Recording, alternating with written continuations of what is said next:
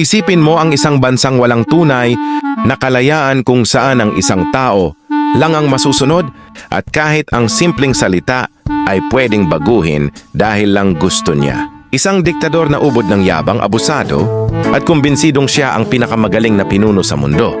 Pero paano kung isang araw, bigla siyang mawala sa sarili niyang bansa at mapilitang mamuhay bilang ordinaryong tao sa New York?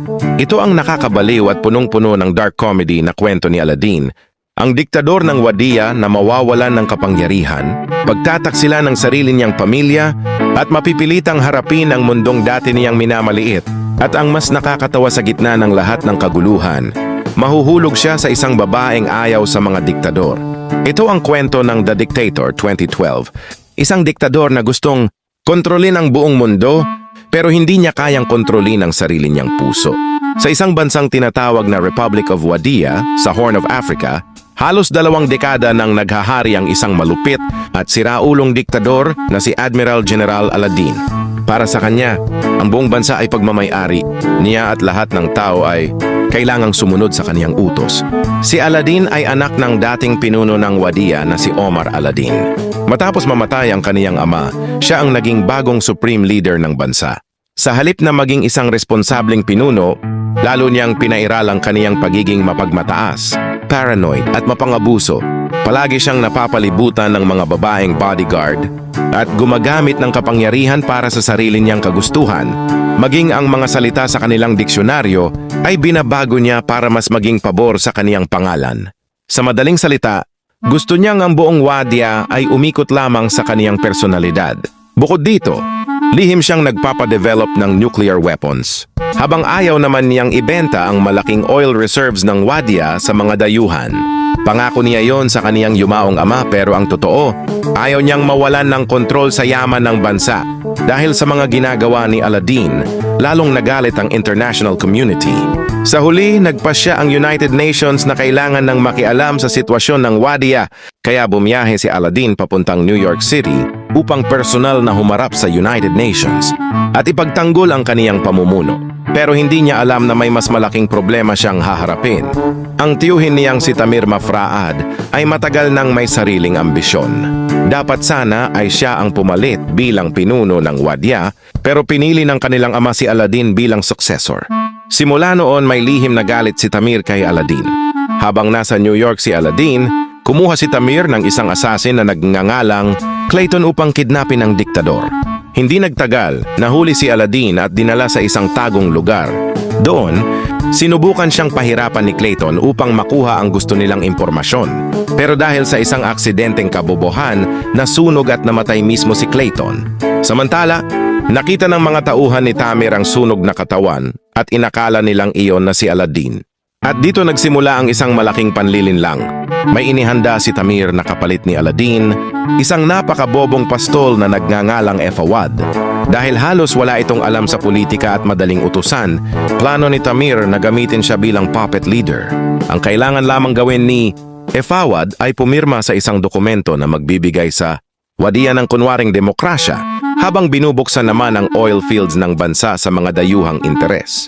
Sa mata ng buong mundo, magiging demokratiko ang Wadiya. Pero sa likod nito, si Tamir ang tunay na makikinabang. Samantala, nakataka si Aladdin. Pero may malaking problema, inahit ni Clayton ang kaniyang balbas, kaya halos hindi na siya makilala. Sa unang pagkakataon sa buhay niya, ang dating kinatatakutang diktador ay naglakad sa New York na parang ordinaryong tao. Walang pera, walang bodyguard, at walang kapangyarihan. Napilitan si Aladdin na mamuhay bilang ordinaryong mamamayan. Gumamit siya ng peking pangalan na Allison Burgers. Habang gumagala sa New York, nakilala niya si Zoe, isang human rights activist na nagtatrabaho sa isang progressive cooperative. Hindi gusto ni Aladdin ang mga paniniwala ni Zoe dahil kabaligtaran ng lahat ng kaniyang pinaniniwalaan ng mga ito. Para kay Zoe, mahalaga ang kalayaan, pagkakapantay-pantay at karapatan ng bawat tao. Para naman kay Aladdin, ang pinakamahalagang karapatan ng tao ay ang sumunod sa kaniya. Gayunpaman, nang mawalan siya ng ibang mapupuntahan, napilitan siyang tanggapin ang trabaho na inaalok ni Zoe.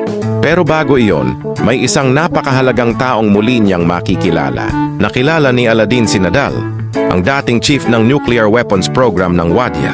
Agad siyang nagulat dahil akala niya ay matagal na niyang ipinapatay si Nadal. Pero ibinunyag ni Nadal ang isang malaking sikreto. Hindi pala talaga pinapatay ni Aladdin ang mga taong sinasabihan niyang ipapatay. Sa halip, ipinapadala lamang sila sa exile sa Estados Unidos. Ibig sabihin, ang mga taong akala ni Aladdin ay pinapatay niya ay buhay pala at nakatira na sa Amerika. Dinala siya ni Nadal sa isang lugar na tinatawag na Little Wadia, isang komunidad na binuo ng mga refugee mula sa kaniyang sariling bansa. Doon, nakapasok sila sa isang restaurant na tinatawag na Death to Aladdin. At halos lahat ng tao roon ay may dahilan para kamuhian siya. Mas nakakatawa pa, nakilala niya ang ilan sa mga taong akala niya ay kaniyang pinapatay na. Sa puntong iyon, muntik nang mabunyag ang kaniyang tunay na pagkatao. Pero iniligtas siya ni Nadal. Sinabi ni Nadal kay Aladdin na tutulungan niya itong mabawi ang kapangyarihan nito. Pero may kondisyon. Kapag nakabalik si Aladdin sa Wadia, kailangan siyang ibalik bilang pinuno ng nuclear weapons program. Dahil desperado si Aladdin na mabawi ang kaniyang trono, pumayag siya. Nalaman din nila na may malaking seremonya sa isang hotel kung saan pipirma si Fawad sa dokumentong magpapalit sa sistema ng Wadia. Dahil nagtatrabaho si Zoe sa catering para sa event na yon, sumama si Aladdin sa kaniyang grupo. Habang nagtatrabaho kasama si Zoe, unti-unting nagbabago ang pananaw niya sa buhay. At ang mas malaking problema, nahuhulog na siya sa babae. Habang tumatagal, mas napapalapit si Aladdin kay Zoe. Pero kahit may nararamdaman na siya, hindi pa rin nawawala ang pagiging diktador niya. Nang tulungan niya si Zoe sa kaniyang struggling business, ginawa niya ang bagay na alam niyang pinakamaganda. Ginawa niyang diktadura ang negosyo. Naglagay siya ng mahigpit na schedule, pinilit ang lahat na sumunod sa kaniyang mga utos at gumawa pa siya ng sariling personality cult para kay Zoe. Kapag may inspector na hindi magbibigay ng magandang rating sa kanilang store, ginagamit niya ang pananakot upang baguhin ang resulta. Sa madaling salita, kahit nasa New York na siya, hindi talaga niya kayang mabuhay ng walang dictatorship. Pero sa kabila nito, unti-unting nakita ni Zoe ang ibang bahagi ng kaniyang pagkatao. Dumating ang panahon na nagpasya si Aladdin na sabihin kay Zoe kung sino talaga siya. Pero nang malaman ni Zoe na ang lalaking minamahal niya ay ang mismong brutal na diktador ng Wadia, nasaktan at nagalit siya. Para kay Zoe, hindi niya kayang magmahal ng taong gumawa ng napakaraming kasamaan sa sarili niyang bayan. Samantala, nakahanap si Aladdin ng bagong balbas mula sa isang bangkay upang muli niyang maibalik ang kaniyang dating itsura. Ngayon handa na siyang bumalik sa kaniyang bansa. Sa tulong ni Nadal, nakapasok si Aladdin sa hotel kung saan isinasagawa ang malaking signing ceremony. Doon nakaharap niya ang kaniyang impostor na si Fawad. Akala ng pastol ay may sakit lamang ang tunay na supreme leader kaya hindi niya agad napagtanto ang buong plano. Nang magsimula ang ceremony, inilabas ang dokumentong magbibigay umano ng demokrasya sa Wadia. Pero bago pa ito tuluyang mapirmahan, lumapit si Aladdin. At sa harap ng media at ng buong mundo, pinunit niya ang dokumento. Sa halip na suportahan ng demokrasya, nagsimula siyang magbigay ng isang nakakabaliw na speech tungkol sa kung bakit maganda raw ang dictatorship. Ipinakita niya kung paano ginagamit ng mga diktador ang kapangyarihan para kontrolin ang kanilang mga mamamayan. Pero biglang nakita niya si Zoe sa audience at doon nagbago ang kaniyang speech.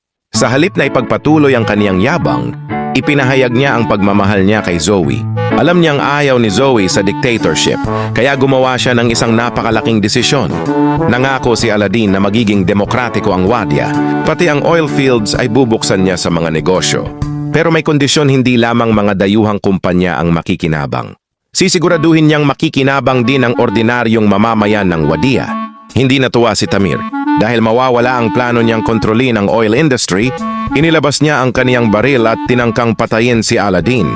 Ngunit bago pa siya makaputok, humarang si Fawad. Tinamaan siya sa ulo pero masuwerte siyang nakaligtas. Sa huli na huli si Tamir. And sa sunang pagkakataon, nagkaroon ng pagkakataon ng Wadia na magkaroon ng bagong kinabukasan. Isang taon ang lumipas, idinaos ng Wadia ang kauna-unahang democratic election nito. Ilang dekada matapos makamit ng bansa ang independence. Pero may isang maliit na problema. Hindi talaga nagbago si Aladdin. Kahit may election na, nirig pa rin niya ang resulta para siguradong mananalo siya. Gumamit pa siya ng mga tangke para piliting pumila ang mga tao at bumoto. Kaya kahit tinatawag ng demokratiko ang Wadia, malinaw na hawak pa rin ni Aladdin ang kapangyarihan.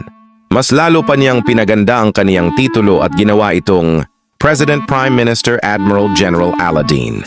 Sa huli pinakasalan niya si Zoe, mukhang naging maayos na ang lahat. Pero may isa pang bagay na hindi alam ni Aladdin tungkol sa kaniyang asawa. Sa kanilang buhay mag-asawa, may isang simpleng pangyayari na nagpahinto kay Aladdin. Nakita niyang binasag ni Zoe ang isang baso gamit ang kaniyang paa. Doon niya napansin na may malaking sekreto pala ang kaniyang asawa. Jewish si Zoe.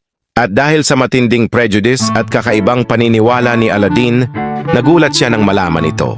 Samantala, marami ng pagbabago sa Wadiya. Ang convoy ni Aladdin ay gumagamit na ngayon ng mga environmentally friendly na sasakyan.